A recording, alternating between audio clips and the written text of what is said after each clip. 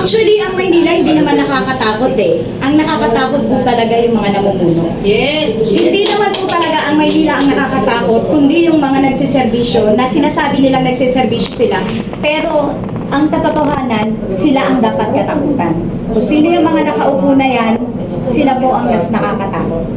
Yes. Kasi tinagtiwala ang taong bayan sa kanila, and yet, wala naman silang maibigay. So, ang Maynila, nandyan lang yan. Naka-steady yan, Maynila pa rin yan. Pero yung nagpapaikot, nagpapalakad sa Maynila, sila ang nakakatakot. Kaya dapat, Kailangan bago. Palitan! palitan. Yes! Ay, mapapalitan yan. Sino ba yung napupusuan mo? Kasi may nabalitaan ako na may isang maratamundong daw na kahit hindi nakaupo, nakikita yung serbisyo na binibigay sa mga tao. Kabataan, especially senior citizen. So siya yung nakikitaan na kahit na walang eleksyon, handang tumulong at bumababa sa tao. Yes! Taga Maynila, kumusta po kayo? Sa ngayon po kasi sa Manila, napakaraming nabago. Bukod sa nawala ang mga dating serbisyo na natatamasa ng mga Manileño, walang-wala na po talaga ngayon. As in, kung meron ka mang kailangan, lalo na yung mga na-hospital. Marami kasi bilang naging coordinator ako ng dating pinapasukan ko, sanay silang lumapit sa akin. So dahil nga sa nangyayari ngayon sa Maynila, wala akong maitulong. So, ma'am, kailangan namin magganito. So, dahil nga nagkaroon ng implant, natutulungan kami ni Brother Lico, tulungan niyo yan, i-refer niyo sa ganito, hospital, dalhin ko sa Office of the President, kahit pa paano magbibigyan ng tulong. So, sa Maynila, wala ka nang maaasahan eh. Dahil once na pupunta ka ng hospital, bukod sa wala ng doktor, wala pang gamot. So, asan ngayon ang Maynila na inaasahan natin na magiging katuwang natin sa buhay natin. Zero po talaga. Wala po talagang hindi ka makakapagbigay ng payo sa mga lumalapit sa inyo. Pumunta ka ng City Hall, pumunta ka ng ospital na ganito. Kasi wala kang aasahan eh. So, ang nagiging na lang namin, pumunta ka ng Quezon City, andoon may mga ospital doon na tumatanggap ng guarantee letter. Pag lumapit ka sa Office of the President, may guarantee letter na ibibigay. Doon po nakakakuha sila ng tulong. Pero tayo na nasa Maynila tayo, as in, wala talaga. Zero. Lalapit ka sa mga konsihal, bibigyan ka 300, 200, pababalikin ka pa, ubos na yung ibibigay nila sa'yo. Wala ka Ay, pang hindi. mapapala. Meron pa palang binibigay sa Maynila, lalim mga congressman. Pagpatay ka na, libreng kabaong. Yun lang tulong nila ngayon sa Maynila. Ito yun. Ano sa 6th District? Patay, libre ka. So, yun po, pag nasa Maynila ka, kung wala kang diskarte, wala kang malalapitan, talagang diretso pantay ang paa mo. Kung wala kang mga alyansang malalapitan, kagaya ng MPLAG, kahit papano, may naitutulong sa'yo, may nabibigay sa'yo, napakalaking bagay para sa amin. Yung mga proyekto ng Pangulong BBM. Pero sa nakikita ko, ma'am, parang emotional po kayo. Parang may Yes, pinagdaanan kayo kasi talaga. bilang naging coordinator naman din po ako ng mga taga District 5 po. Nakikita ko po kasi sa kanila, kasi dati po ako yung nagbibigay ng guarantee letter nung ang sinisubmission ko po ay congressman. So nagbibigay po ako ng guarantee letter sa mga tao na lumalapit sa amin, iba't ibang uri ng sakit, na dati po talagang pag binigyan mo ng guarantee letter, masaya na sila, mabigyan mo sila ng 1,000, 2,000, nakakakuha na sila ng mga libreng gamot. Ngayon po, kagad lumapit ka, kahit na sinong politika, mahihiya ka na lang sa sarili mo. Tatanungin mo sarili mo, bakit pa ako lumapit? Ma'am, yung sa hospital po ng Maynila, aware po ba kayo doon? Yes, very aware po ako, lalo na po nung one time na may nag-trending. Yes na po. Pinaghintay ang bata ng 4 na oras, kain suka ang bata, nagmamaripulyo na yung magulang, yung nanay niya, yung nabibura na talaga. Walang nag-attend na doktor, 4 na oras naghintay, walang tumingin sa bata, maninigas na lang yung bata. So saan nila dinala yung bata? PGH, which is private. So pag private ka, paano kung wala kang pera? Anong mangyayari sa'yo? kung walang tutulong sa'yo. Pero kaya mo, pagka nagpapagawa ng hospital, kasi pera yan.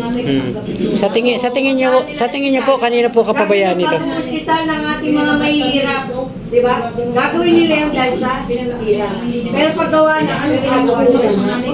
Pinaganda lang ang ospital pero ang laman ng ospital, wala silang may laman. Pinakita nilang maganda ang ospital, binakita nilang maganda ang building ng ospital, pero pagdating sa loob, wala.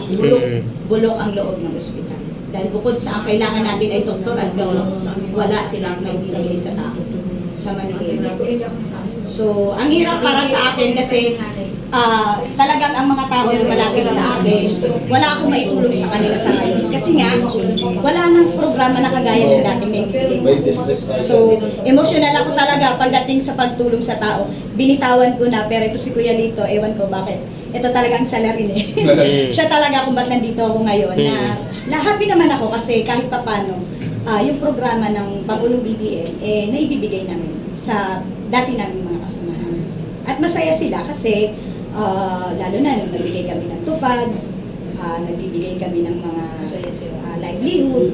Tuwang-tuwa na sila sa mga maliliit na bagay.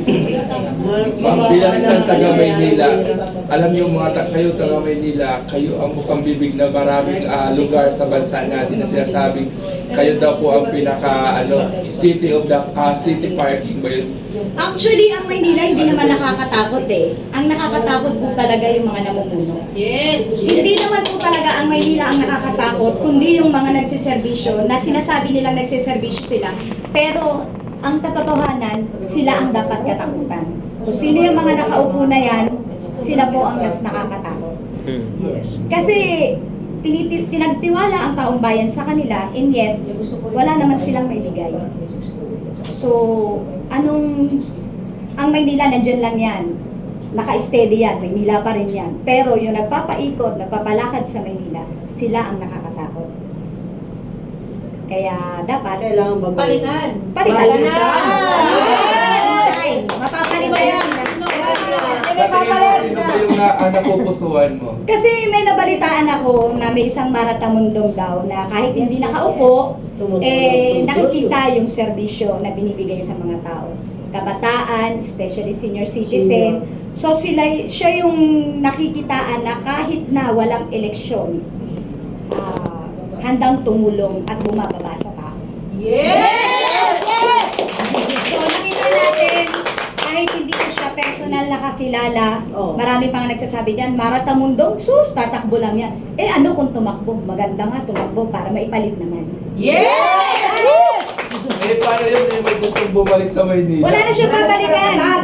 Wala na silang babalikan kasi wala nang pera Maynila eh. So, gusto na lang siguro nilang bumalik. Baka sasairin nila. Yung orasan. O yung orasan ng Maynila, baka iuwi sa bahay nila. Tungkol pala dyan, sabi nila, nagkabintahan nila sa Maynila. Marami pong nabenta sa Maynila. Meron pa nga ngayon lumalabas City Hall next na. Diba po? Sabi kasi niya, ang sabi ko kasi na gustong bumalik, wala naman daw pong saysay ang City Hall. So, balak niya na, pag nakaupo siya ulit, balak niya ng papayag ba tayo na? Diba? So, kailangan todo pwersa tayo, kaya nananawagan po ako kay BBM. Pangulong BBM, itaas mo na ang kamay ni Ma'am Mara para po mapalitan na sila. Yes! Yes! Yes! Future, Ma'am Mara, isa ka sa amin. Katuwang ka namin. Sa mga susunod. Hanggang dulo ba natin susuportahan? Hanggang dulo, susuporta ang E-Vlog! Yes! Yes! Yes! Apari! Hanggang dulo. So, Ma'am Mara, inaasahan ka namin sa darating na eleksyon. Sana matupad dyan. Tuparin namin. Isigaw na natin. Maratamundong! Yes! Yes! Yes! Yun! Nay, baka may pahabol kayo, Nay.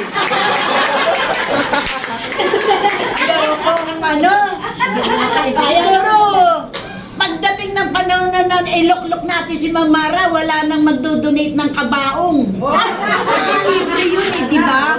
Magkakaroon ng magandang bululan, magandang facilities ng mga barangay. Sa ngayon, ang nagustuhan ko sa mga programa ni Ma'am, niya, ay yung seryoso sa tao. Oo. True. may padama niya kung ano man ang nasa puso niya. Bilang loyalista, nag-iusap ako sa lahat ng loyalista sa Manila. Supportahan natin si Ma'am Mara.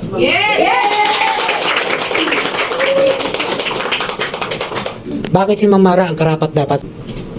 Sa akin, bilang isang loyalista, hindi ako nagsasabi ng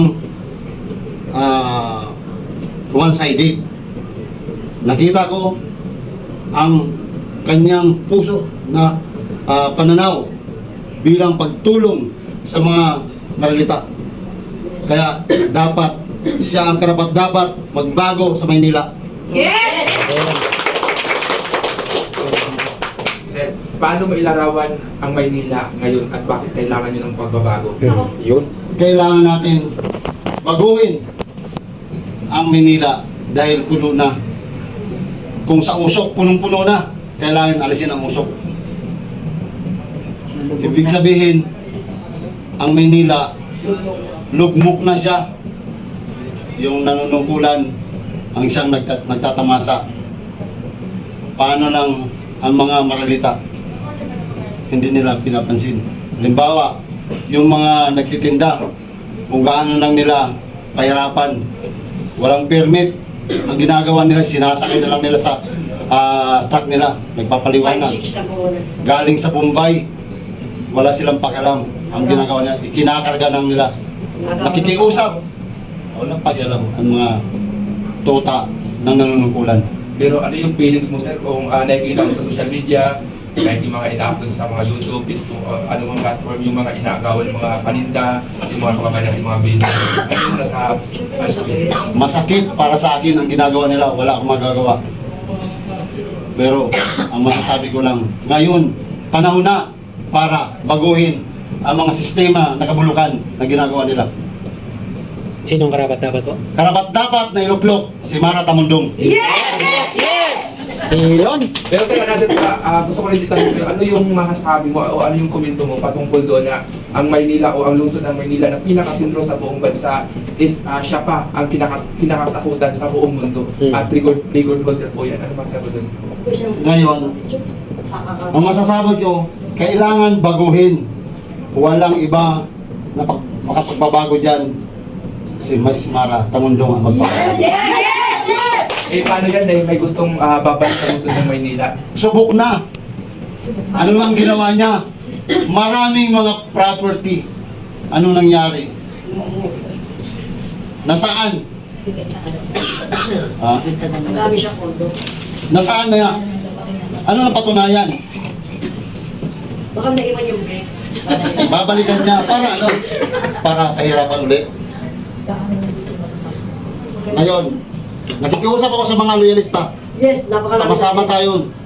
Hawak kamay, tulungan natin si Ma'am Mara. Rapid meeting. Para siya ang tunay magpapabago ng Maynila. Para Hatuwang ng ating minamahal na presidente. Yan. So may mensahe ka ba kay President Bongbong Marcos at kay Ms. Mara? bilang isang Sir, yung mensahe mo, kasi si Ms. Mara isa sa nagtaguyod ng mga programa ng Oo. Presidente. Oo. So, bilang isang presidente ng Alliance, nakakunik din sa mga programa ng Pangulong Bongbong. Makikiusap ako siya. Makikiusap ako sa kanya na sana akayin mo siya para maging isang mayor ng Maynila. Kasi sana lang, bilang isang naunguna sa inyong mga samahan sa Iklan, ano yung magagawa mo na tulong kay Ms. Mara Tamundong? Para sa akin, ipakalat ko sa mga membro ko. Sulok-sulukan man ng Maynila, isisigaw ko si Miss Mara ang karapat-dapat. Walang iwanan ba, sir? Walang iwanan? Wala kaming iwan ng mga loyalista. Aray naman na kumaro. Loyalista. Alam mo, Sana isa na. pinakagusto ng si ate.